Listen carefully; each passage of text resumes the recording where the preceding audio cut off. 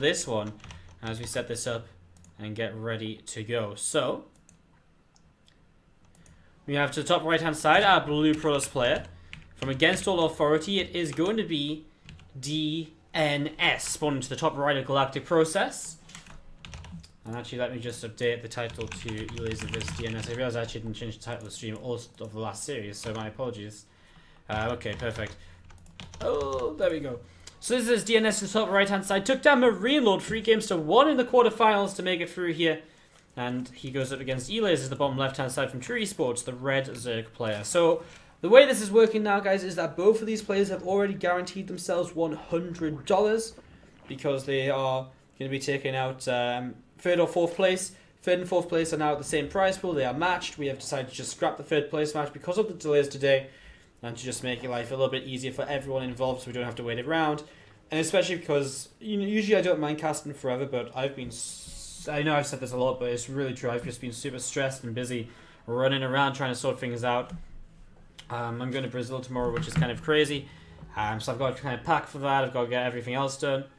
And yeah, I'm just trying to figure everything out. So I'm just super stressed, and I would really appreciate, after the delay, I really appreciate, like, an extra hour would actually mean a lot to me right now. So the extra hour is really nice, and it just means I can actually still get stuff done tonight. So do appreciate that. So yeah.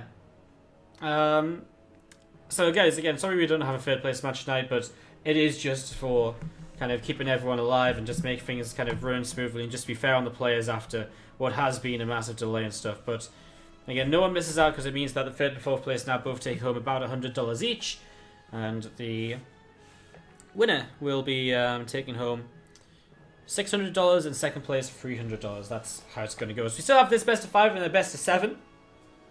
No true weights in that finals before a WESG rematch against Elazer, or for DnS, who has really been having a great tournament so far. If he could pull out the win here, who knows what to expect. DnS started his career with his campaign in the Wardi Open, qualified actually back in kind of one of the earlier qualifiers.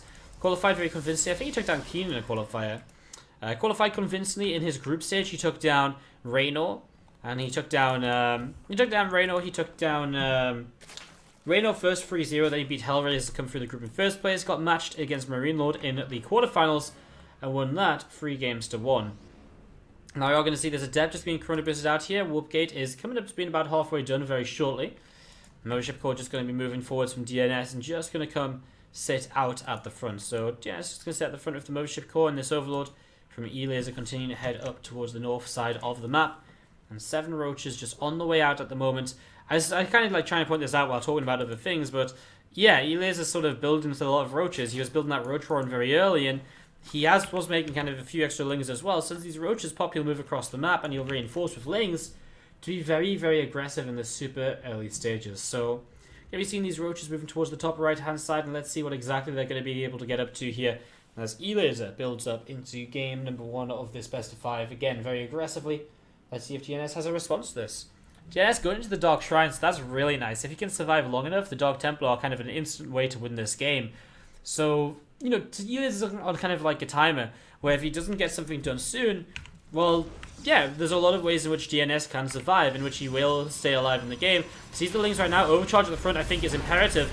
You just need to get rid of as many units as possible, do as much as possible, as soon as possible. I mean, yes, this pylon's starting to go down, but look at the damage he's already kind of done here. Okay, his warp gates at the front's going to get empowered. There's still potential. 3 gates. Well, actually, he's only got 3 gates on the way up in the main. Maybe he doesn't have enough.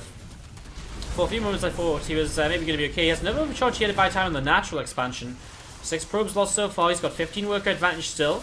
And we're seeing this warp gate might finish up. Can he get a single warp in going for himself? It looks as though the answer is no. So both those pylons go down. He did overcharge again. He's got an Immortal Chrono Boost out right now. The Dark Shrine is going to finish very soon. This Dark Shrine is so important, because if the Dark Shrine finishes, 1 or 2 DTs is all he needs, but he's just not going to have a gateway powered to warp in the Dark Shrine, Dark Templar, and that's going to be GG right there. DnS is going to... We have to the top left-hand side, our player who's down a game after very quick game number 1 is going to be our blue Protoss from Against All Authority. It's DnS. Let's see if he can bounce back.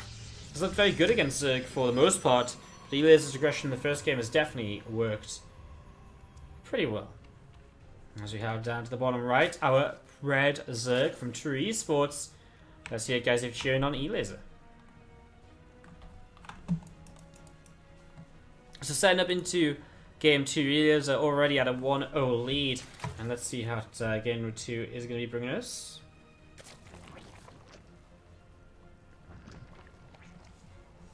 How's he set up?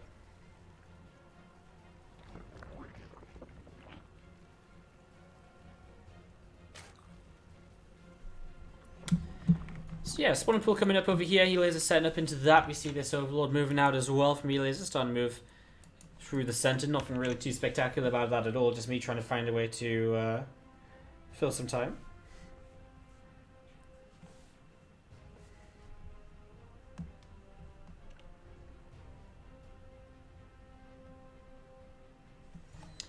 So Pro continue to move down towards the bottom right now, and yeah, this is actually coming up in the natural expansion, so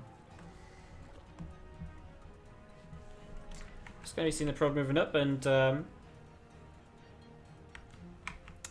yeah, having a little bit of a scat around. So Probe scouts around here, DnS just looking to see what's going on.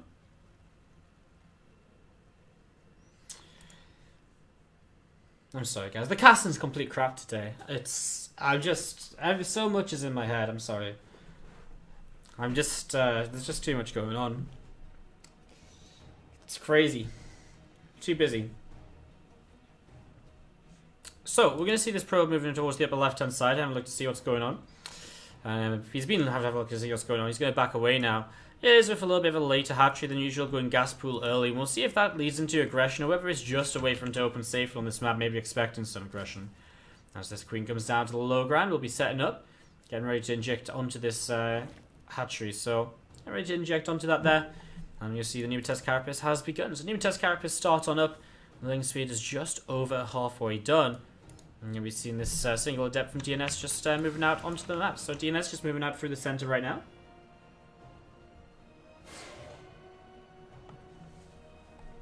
So, Adept just moving down to the bottom right hand side.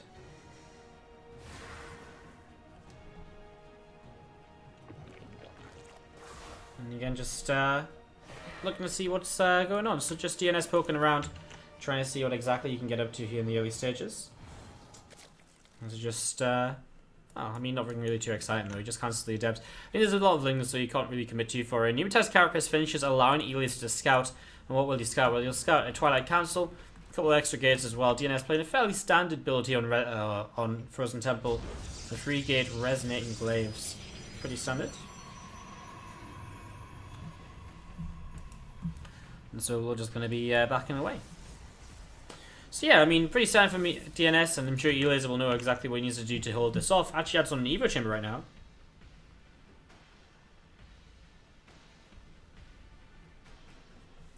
So just going to see these feelings. Just setting up this ramp. Going to see a couple of these adepts coming over the side here. Popping out. And the adepts just having a look to see what's going on. Glaives is again coming up right now from DnS, so just getting that set. There's a Bane nest coming down from Elazer, so set is Bane nest, and Extractor comes down as well, and the third hatchery from Elazer too.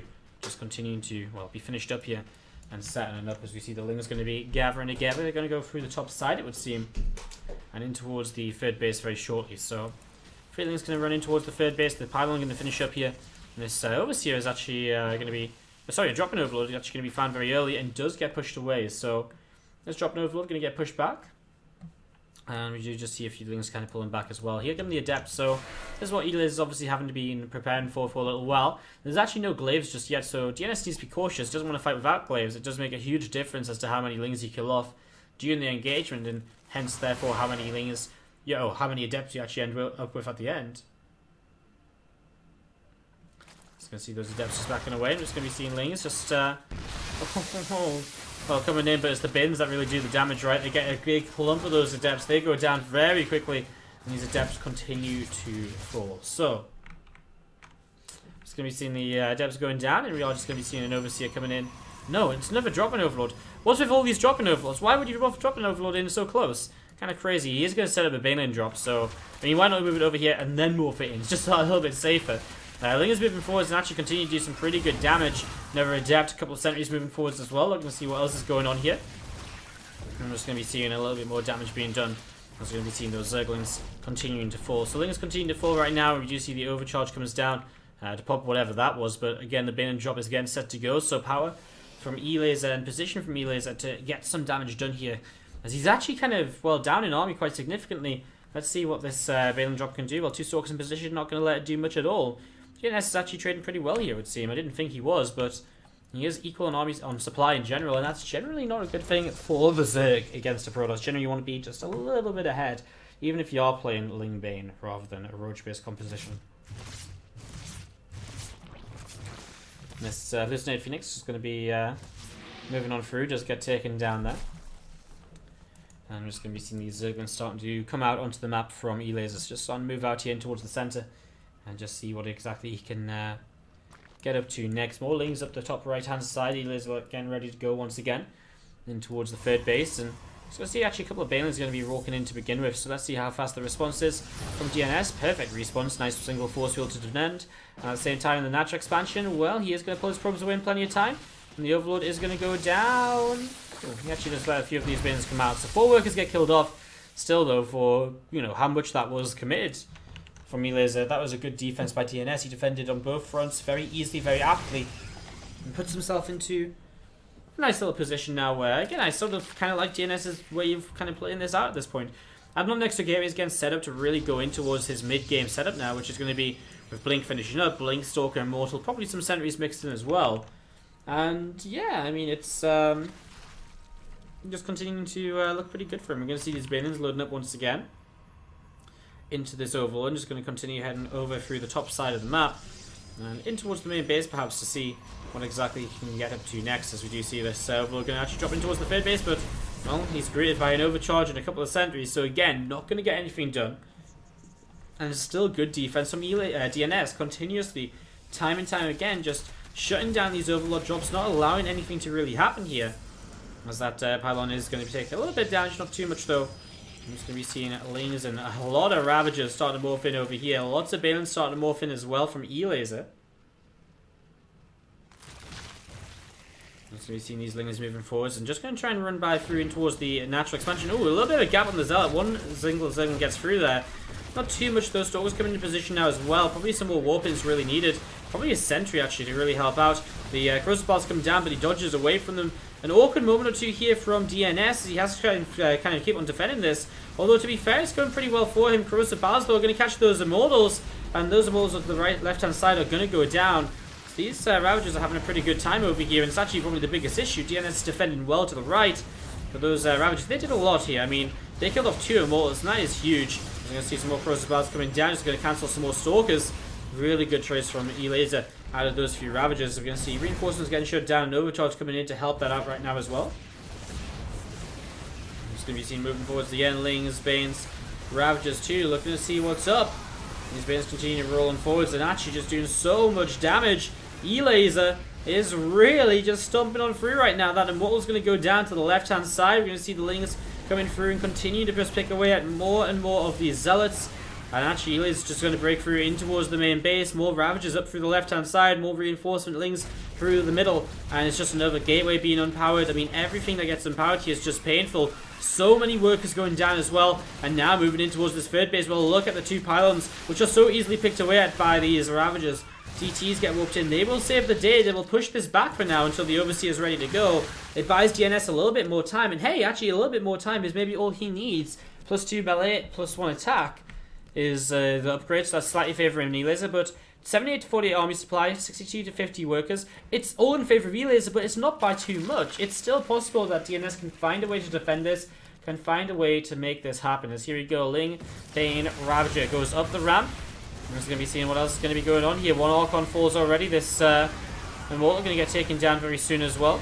So Immortal goes down, and again, Bane's just going to split up. Actually going to take down the DTs to the right-hand side because they're just attacking the Banelings and killing them off. The splash damage is killing them there. DnS dropping in supply once again. Can he find a way to push back these last few units?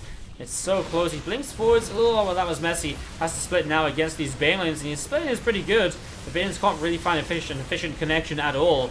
It's just the fact there's too much Zerg here. And continuing to push on forwards. These Ravagers continue to look to see what else is up. GG is called. The pause into tapping on out. That is good. I finally find it sexy. Good stuff, guys. Let's do this. Game 3. To the bottom right hand side, our Blue Pros player is DnS from Against All Authority.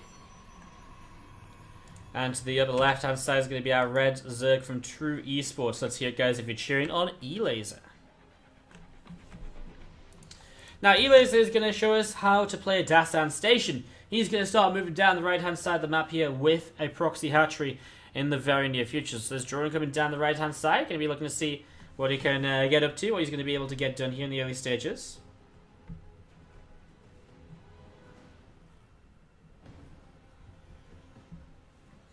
So, going to be setting this up, and, well, I mean, for DnS, in a way, I mean, it's Dasan. You should sort of scout here just because you're guaranteed to figure out exactly what's going on, and because it's Dasan, right? I mean, all of these different builds that can happen, the amount of proxies that can take place, it's generally going to be worth your time to kind of check and scout and actually try and figure out what exactly is going on. So, I'm setting up into this, and we're going to be seeing this hatchery just building to the right-hand side of the rocks here for now. It's just building that up and getting set to go. And it's going to be seeing the hatchery is, well, again, unscouted right now by DnS, who opens with double gateway. I mean, that's nice and all. He's going to have some extra units, but if he doesn't stop kind of a bunch of spine crawlers coming up in location over here, he's going to have a very rough time stopping this throughout. He's actually going to get ready to expand behind this, so that's minerals he's investing into an expansion, which is not really going to help him out.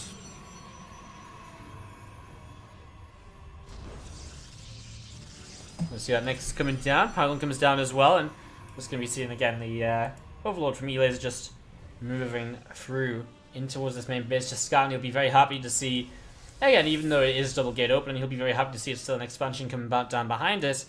And again, right now, everything is going the way of Elazer. There's just nothing in position for DnS. Elazer is about to start with these spine crawlers over here, and DnS still has no idea about this, so this defense from DnS has to be pretty much spot on to try and perfect that. So I'm just going to be seeing this Overlord just sat overhead on the third base, and just going to be kind of on the natural, sorry, just keeping an eye out. His probe has moved across and has actually been in and seen the lack of an expansion, so now he's maybe starting to figure out what's happening here. Two depths are going to be interesting because there's not much to defend them, but, well, there isn't actually really. I mean, a few falling is not really that many. I guess more on the way out.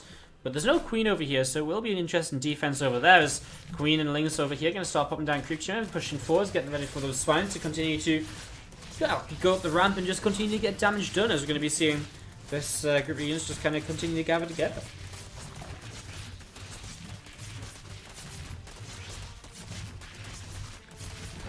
Lynx, Queen, spines, continue to work their way through these rocks, so just doing a little bit of damage here. The depths across the map picked off 3 workers, have then ended up going back home. So going back home, I mean, the Mothership Core now is going to spot these rocks going down. So, I mean, if you didn't know about it before, I feel as though he should have done when he did scout the no natural expansion previously. So I'm just going to be seeing these spines going to come up here, and, well, these 2 first initial pylons are not really going to get a chance to overcharge at all, I don't think. I mean, there's Lings with speed here as well, so that's just a little bit of extra damage as well. So I think both these pylons are going to go down very quickly. It would be a waste of energy to overcharge them, as this natural nexus is almost definitely going to be going down.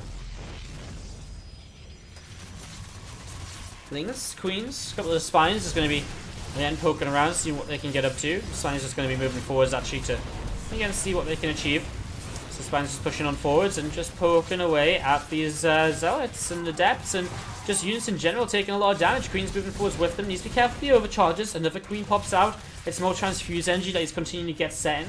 That he's continuing to get ready to go. Spines will continue to push on forwards here. The Mothership Core gets very low as DnS. He's fighting for his tournament life right now. He wants a chance to go into the finals, but he has to win this if he's going to do it.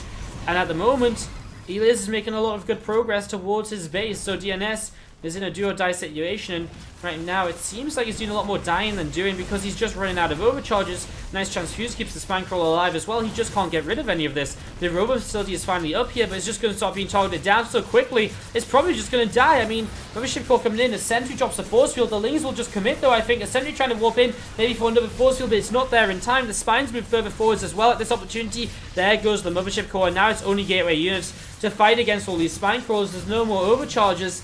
DnS did not see this coming soon enough, did not probe scout in the early stages, and wasn't able to prepare. As we're going to be seeing that force field coming down. You're going to see the Lings just coming forwards and just cleaning up a few more probes.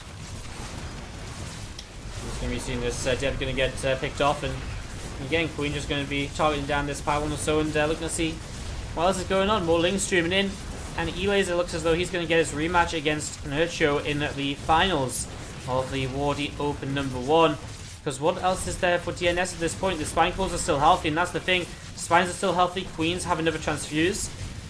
And it's the Spines that just keep on doing so much damage. DnS is losing work after work after work, and now you can't mine from anywhere because these Spines are in a position where they just keep on reaching the probes. GG, very well played, says DnS. Elazer is going to take the third game, and it's going to be 2 3-0s in the semi-final.